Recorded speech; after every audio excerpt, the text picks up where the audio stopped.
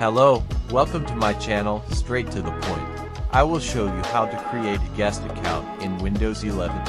So the first step, click on Windows logo on taskbar, and go to Settings.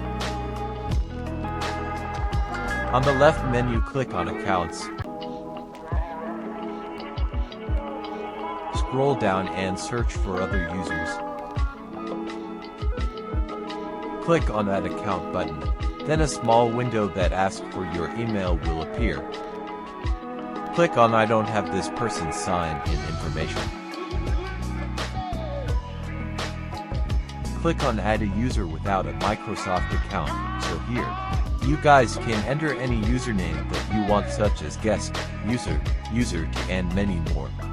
For the password, you guys can fill it for the password you want, or just leave the password empty if you don't want to add the password for this account.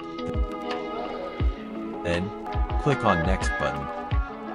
And yeah, just like that, the way to create a guest Windows 11 account. So you can see here, the account I just created is already here. You can click on it to switch to this account. If this video helps you, don't forget to subscribe and support this channel to grow bigger and helps many more people. Thank you.